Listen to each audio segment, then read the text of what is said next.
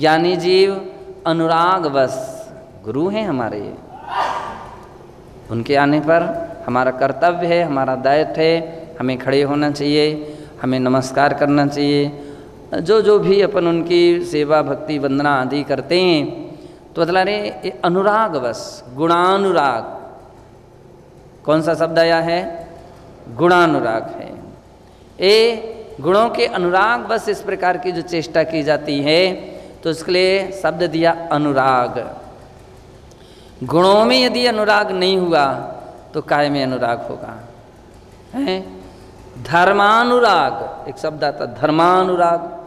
धर्म में यदि अनुराग नहीं हुआ तो फिर किस में अनुराग होगा? तो अनुराग धर्म में, गुणों में, अच्छाइयों में, तो ये अच्छाइयों में अनुराग, इसमें कोई स्वार्थ नहीं है। और लौकिक कार्यों में क्या रहता? स्वार्थ रहता है।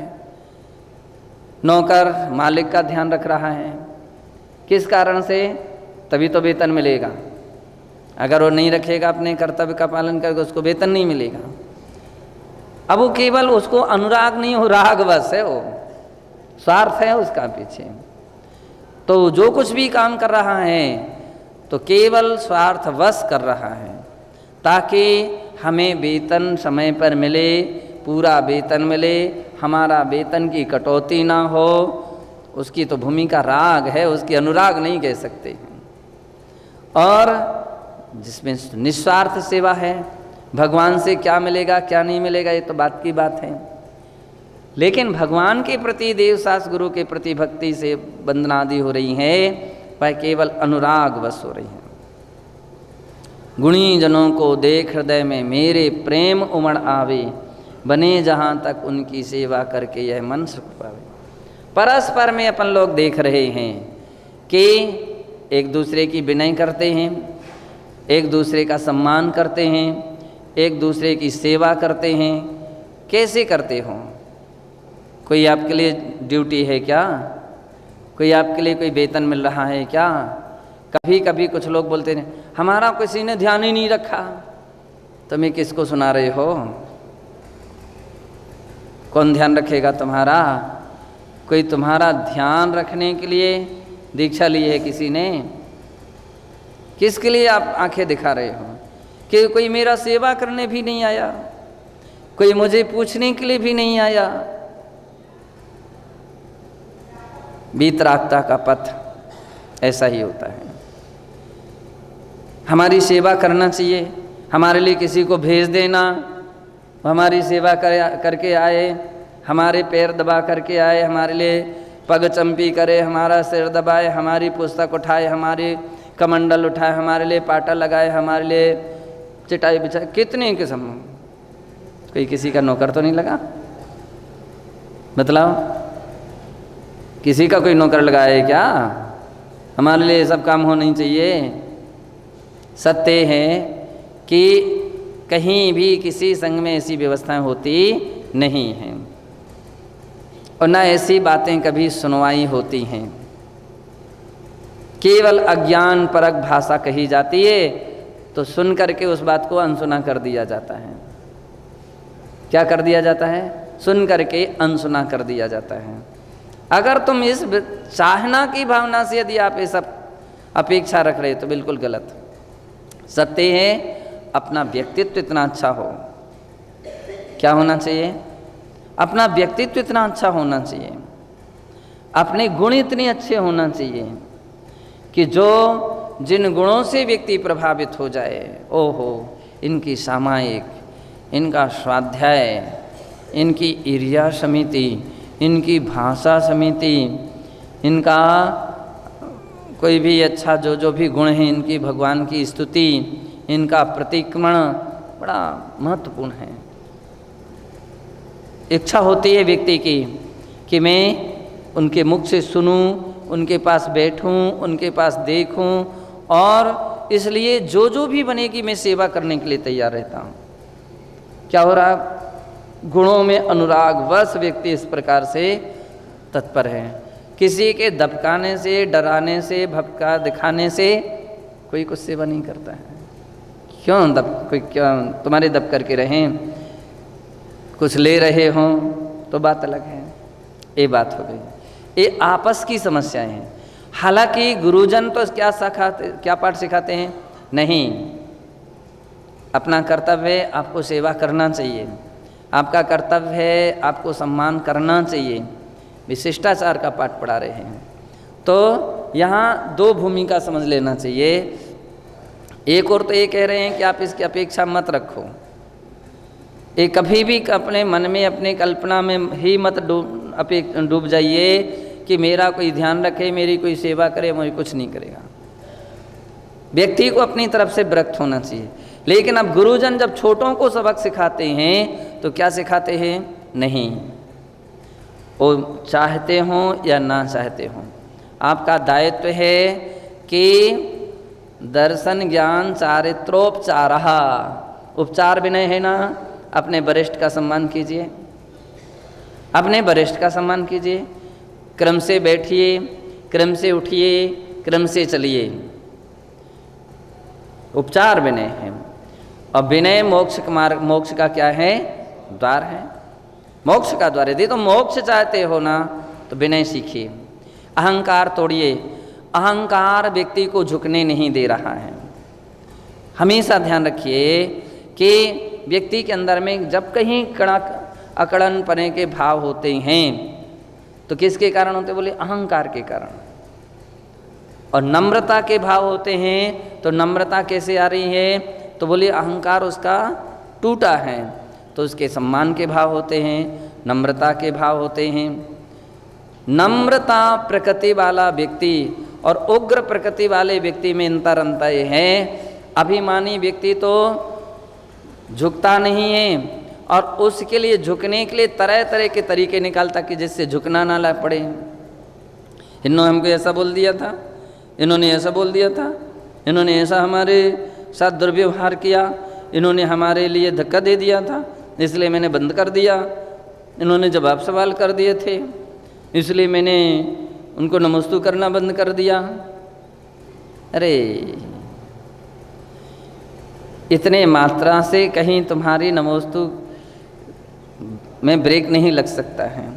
बोले चाहे जवाब दे चाहे कुछ भी करे, कर्तव्य आपको अपना पालन करना चाहिए, ये शास्त्र कहेगा, जिनवाणी कहेगी, गुरुजन कहेंगे। आपका कर्तव्य है कि आप जाइए, सभी ने नमोस्तु कीजिए, बंदामी कीजिए, जो भी आपसे वरिष्ठ हैं, यथाविधि वरिष्ठ हैं, वो जमीन पर बैठे नीचे बैठे हैं, तो आप इसका मतलब नहीं कि बेपिलाई पर बैठे तुम तख्त पर बैठ जाओ। हम क्या करें? वे नहीं बैठे, नहीं। कर्तव्य ये है कि आप उनको भी बोलिए, आप भी तख्त लगाइए, आपके भी तख्त की व्यवस्था होना चाहिए। नहीं तो हम भी तख्त पर नहीं बैठेंगे। एक बार ऐसा प्रसंग आ गया कि हम लोग ऐसे कहीं स्थान पर थे तो कमरा दूसरा था, हम लोग नए नए थे तो ज़्यादा तो आइडिया था नहीं, आचार्य श्री तो पिलाई पर बैठ जाते थे और किसी कमरे में तख्त लगे थे, तो हम लोग तख्त पर बैठ गए, कुछ आइडिया था नहीं। तो मैना भाई ने देखा आचार्य श्री जमीन पर बैठे हैं, तुम लोग तख्तों पर बैठे हो, आ गई सबके बीच में। अब शर्म नहीं आती, कुछ भी मतलब उस शब्द कुछ नहीं। अब तुरंत सबके सब उठ गए, तख्त बाहर निकले, हम लोग जमीन। तो कुछ महाराजों ने तर्क भी किया, महाराज तो दूसरे कमरे में हैं। बोले चाहे दूसरे कमरे में हो चाहे किसी कमरे में हो, कर्तव्य क्या है? अनजानता होती तो बात अलग है, तुमको मालूम है ना, आपको मालूम है कि हमारे आचार्य श्री हमारे गुरुदेव पलाई पर बैठे हैं और हम तख्त पर बैठे हैं। बोले नहीं, ये बिल्कुल गलत है। तो तुरंत के तुरंत उठे, चेंज हुआ, सब तख्त वगैरह सब अलग हुए। तो बोले प्रत्यक्ष विनय और परोक्ष विनय। अभी आती कहाँ से है? व्यक्ति का विवेक से उत्पन्न होती है। क्या होता? जो आपने शास्त्र पढ़े हैं, जो आपने अध्ययन किया है, अध्ययन पढ़न के बाद जो आपका मंथन क्या हुआ है, आपका कितना मनन हुआ है। तो बोले कि विनय भाव प्रत्यक्ष अब गुरु के प्रति अपने से वरिष्ठ हैं, यथा संभव कम से कम अपने से बड़ों का आमने सामने तो पालन कर लो। हम क्या करें, वे नहीं बैठे, अब तुमने दिया ही नहीं उनको, एक ही पाटा था और तुम बैठ गए उसको, अब दूसरा बेचारा क्या करेगा? तुम्हारे से छुड़ाने तो जाएगा नहीं, छुड़ाने नहीं जाएगा, और छुड़ाने जाएगा तो आपको कैसा लगेगा? कह देगा ये पाटा उठाओ हमारे पास ले चलो। कभी कभी मेरे हिसाब से टेढ़े को टेढ़े व्यक्ति होना चाहिए, तो समझ में आ जाता, हाँ उठाओ इनका ताकत, ये पाटा उठाओ वहाँ लगाओ, उसको समझ में आना चाहिए। उपचार विनय, तो बोले अहंकार टूटता है तो विनय भाव जागृत होती है, और जहाँ अहंकार आता है नम्रता के भाव नहीं होते हैं, किंतु परंतु ऐसा वैसा जैसा जबरदस्ती की सम्मान भाव होते हैं, जबरदस्ती का विनय भाव आता है, नहीं ना। व्यक्ति की प्राय करके कभी कभी अपन परखते हैं, देखते हैं कि व्यक्ति कौन किस प्रकृति का है, नम्रता है अथवा नहीं। नम्रता अनुराग भाव ही नम्रता लाता है। जैसे जैसे गुणानुराग भाव होगा, शास्त्र जिनवाणी के प्रति अनुराग, शास्त्र ऐसा कह रहा है, विनय की बात कर रहा है, शिष्टाचार की बात कह रहा है, हमको उसका पालन करना चाहिए। जब ये भाव जैसी उत्पन्न होने लगे, ये चिंतन मनन हुआ कि व्यक्ति के अंदर में नम्रता सहज मात्रा में प्रारंभ हो जाती है। और शास्त्र के विषय में अपन ने पढ़ करके छोड़ दिया, इस कान से सुना उस कान से निकाल दिया, कोई परिवर्तन नहीं आता है, वही का वही स्थिति खड़ी हो जाती है कि बड़े उनको चाहे पैर लगे चाहे कुछ भी हो, और वो अपने हिसाब से करता रहता है। बोले नहीं,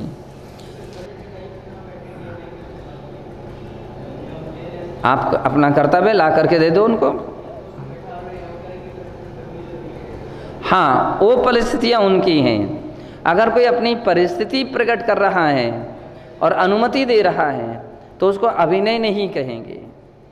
मान लीजिए, कल्पना कर लीजिए किसी की परिस्थिति है, किसी के लिए ज़्यादा गर्मी लग रही है और वो कह रहे हैं कि मुझे तो ज़मीन पर ही ठंडा में अच्छा लग रहा है, मुझे ऐसे ही बैठने दीजिए, तो बात एक अलग है। अब कर्तव्य है कि आप प्रयास कीजिए बिना चटाई को बैठने का, है ना। लघु छोटे व्यक्ति का कर्तव्य है अपनी चटाई साइड में करके देखें, अगर आप संभव हो सके तो ठीक है। लेकिन कल्पना कर लीजिए छोटे को जुकाम हो रहा है, उसको जुकाम हो रहा है, तो जुकाम हो रहा है तो उसकी परिस्थिति है, वो कहेगा देखो मुझे जुकाम हो रहा है, मुझे स्वीकृति दे दीजिए, फिर अनुमति दे दीजिए। वो कहेगा ठीक है आप बैठ जाइए। हमारे संघ में एक दो बार ऐसे प्रसंग आए कि अपने संघ में आचार्य विमल समाज संघ में, आचार्य सन्मन संघ में सबसे बड़ी बात यह है, जमीन पर ही खड़े होकर के आहार लेने की परंपरा रही है। कैसे? जमीन पर ही खड़े होकर, पाटे पर खड़े होने की परंपरा नहीं रही है। तो जमीन पर ही खड़े होकर के आहार लेने की पद्धति हमारे आचार्य महाराज और बतलाते, उनके भी आचार्य महाराज सब जमीन पर, धर्म सागर जी महाराज के संग में भी तब जमीन पर खड़े होने की परंपरा, सुरत सागर जी जमीन पर खड़े होते थे। तो बतला रहे हैं कि एक बार ऐसा प्रसंग होगा, अक्सर कर हमारे लिए उस समय क्या पता ऐसा कुछ प्रसंग रहता था, जुकाम एक बार हो जाए तो वो फिर वो 8, 10, 15 दिन कितना दिन ले कोई भरोसा नहीं। तो अब उसमें हर पॉइंटों पर ध्यान रखना पड़ता था, ठंडा नहीं लेना, जूस नहीं लेना, ये नहीं लेना, वो नहीं लेना, ज़मीन पर नहीं खड़ा। ज़मीन पर खड़े हुए कि बस ठंडी के मौसम में वो नज़ला जैसा शुरू हो जाता था। तो मैंने आचार्य श्री से कहा, महाराज श्री क्या करना चाहिए? तो भरत सागर जी कोई महाराज हमसे बोले कि खाली ज़मीन पर नहीं खड़े होना चाहिए, तो क्या सौंठ डाल करके उसके ऊपर खड़े होना चाहिए? मैंने कि सौंठ इतनी मिलेगी कहाँ और कौन डालेगा कौन नहीं डालेगा? तब फिर किसी ने कहा पाटा उल्टा करके खड़े हो जाना चाहिए। हमारे आचार्य श्री ने ही हम लोगों को बोल दिया पाटे। मैंने कि महाराज श्री इसमें अभिनय होगी, नहीं कुछ नहीं है, आप ज़मीन पर खड़े हैं और मैं उल्टे पाटे पर खड़ा हूँ तो ये तो मेरे हिसाब से मान लीजिए अभिनय है। महाराज ने कहा नहीं, अभिनय के भाव नहीं है ना, सबसे बड़ी बात है अभिनय के भाव नहीं है और मैं आज्ञा दे रहा हूँ तो इसमें कोई दिक्कत नहीं है। आहार के लिए एक बार ऐसा प्रसंग आया कि एक महाराज की सलेखना समाधि चल रही थी, तो उनका स्वास्थ्य के हिसाब से आहार कराने हमको जाना पड़ता था। तो पहले दिन जब हम गए तो हम किसी से बोल करके भी नहीं गए, वो किसी महाराज ने आदेश दिया, हम चले गए उनके साथ। तो उनके साथ गए, तब तक पूरा संघ बैठा रहा, पूरा संघ यानी हमारे बाद के जितने महाराज माता जी लोग सब बैठे रहे, आहार के लिए नहीं उठी। जब हम आहार करा के आ गए, मेरी समझ में आध घंटा पौन घंटा तो लगा ही होगा, आध घंटा तो कम से कम लगा ही था। इतने देर तक वो सबके सब बैठे रहे। समाचार भी आए लेकिन हमारे तक किसी ने बात भी नहीं किया। जब मैं लौट करके आया तो सबके सब संग बैठा था। मैंने कि तब सभी ने कहा जल्दी शुद्धि मल्ले उठो आहार के लिए, हम लोग क्रम से उठेंगे। अरे अब मुझे बड़ा अटपटा लगा। मैंने कि अब क्या किया जाए। मेरे सामने एक तरीका ये था कि महाराज की आज्ञा थी कि उनके आहार कराने जाना है और दूसरी संग, तो वो समय हम ये जानते नहीं थे कि क्या करना चाहिए। मैंने आचार्य महाराज के लिए स्वाध्याय में प्रश्न रख दिया कैसे प्रसंग पर क्या करना चाहिए। तो महाराज ने कहा कि आपन को अनुमति देना चाहिए कि सभी संघ आहार के लिए उठे, और जब आप आहार के लिए उठें जिस चौके में जाएं उसमें जो भी कनिष्ठ का आहार चल रहा हो उतने समय तक वो रुक जाए। पड़कने से लेकर के जब तक आहार प्रारंभ ना हो जाए उनका, तब तक रुका रहे, तब तक रुका रहे। वही विनय है बोले। तो फिर वो सिस्टम शुरू हो गया कि दूसरे दिन से मान लीजिए हमने सबको बोल दिया कि आप सब लोग आहार के लिए उठना। सब आहार के लिए उठ गए। हम जब बाद में निकले तो जिस चौके में पहुँचे तो कोई माता जी के, कोई छुल्लक जी के, कोई जो भी हमसे छोटे थे कि आहार शुरू तो अब दो तरीके थे। महाराज ने एक और कहा था कि यदि किसी की इमरजेंसी समस्या है स्वास्थ्य 19-20 से तो अनुमति देना चाहिए और उनको अनुमति लेकर के ही शुरू करना चाहिए। तो प्रायः करके ऐसा प्रसंग रहता था कि हमारे आहार जब तक शुरू नहीं हो जाए, हम कह भी देते थे तो भी महाराज लोग हमारे संग के इतने अच्छे थे कि वे रुके रहते थे। वे उतने समय तक आहार के लिए रुके रहते थे और जब हमारा आहार होता था तब करते। हम कहते भी देते तो भी नहीं मानते थे। तो कुछ ऐसे भी विनयाचार है।